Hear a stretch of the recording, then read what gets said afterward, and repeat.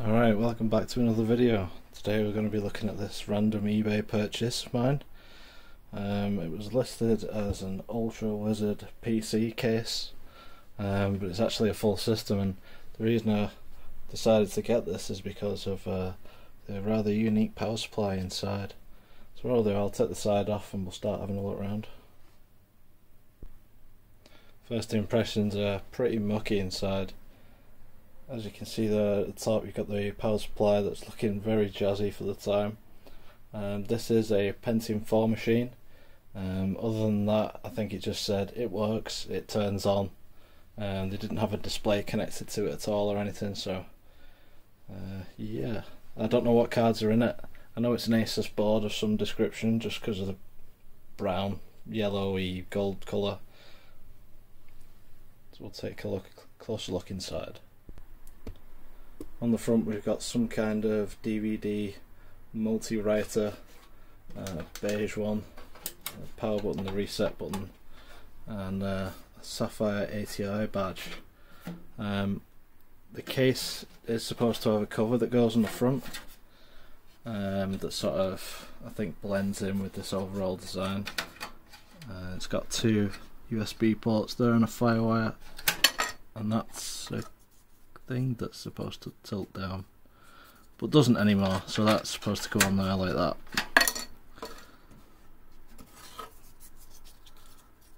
Like that.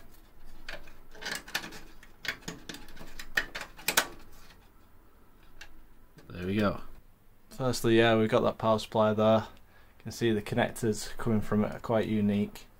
They look quite jazzy there, and you see underneath we've got what looks like to be a fan air intake, and the power supply is an Ultra branded power supply, and so is the case.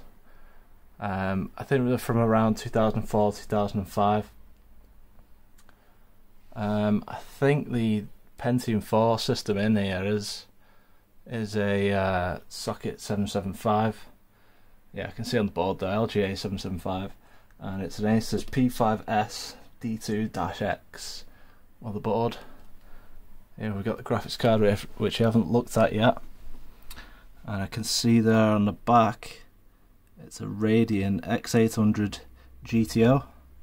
So for me, that's my third X800 card, X800 based card in the collection. If we look underneath, you can see the design there. I'll just whip that card out and we'll have a good look around it. As well in the case we've got two hard drives, one of them being IDE, one of them being SATA, no idea what size. And just looking at that RAM there, it looks like we've got two sticks of Hynix something or other, so I'll whip those out as well.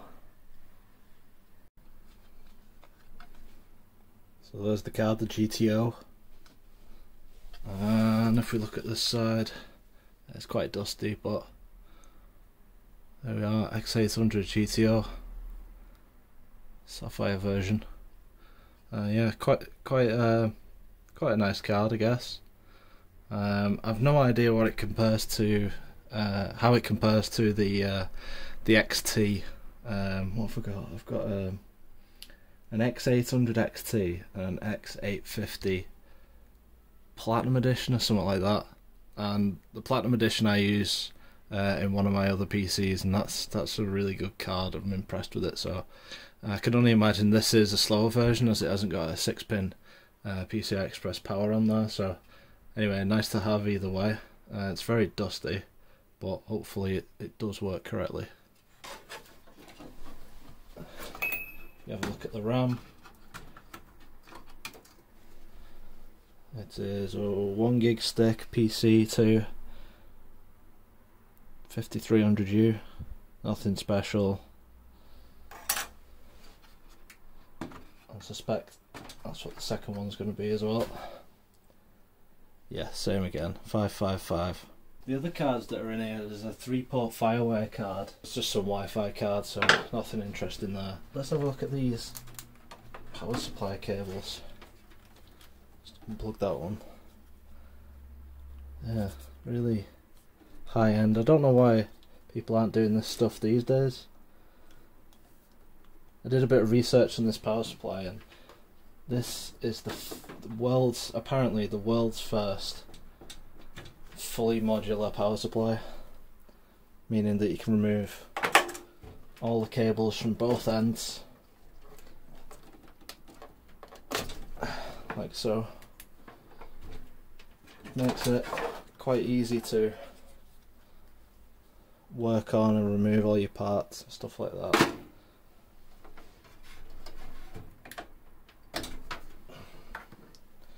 Yeah, so we haven't got all the cables. There's a lot more sockets on the PSU itself, and finding those cables now is going to be like hen's teeth.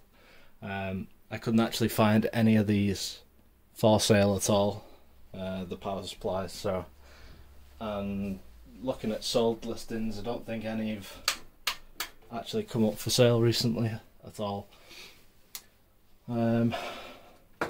This hard drive looks quite loose. I think it's just held in on the other side by one screw. See what we've got inside.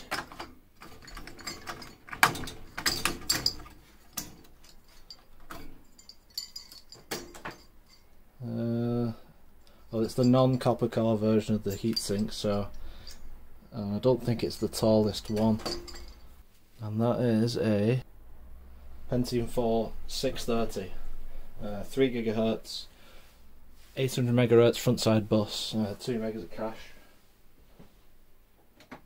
And they actually do have another one somewhere that I think is a 3.2.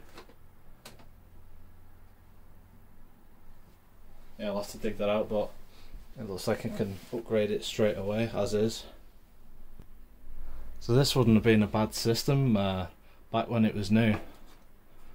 It looks like it's got a CD audio cable there running. A black Asus IDE cable.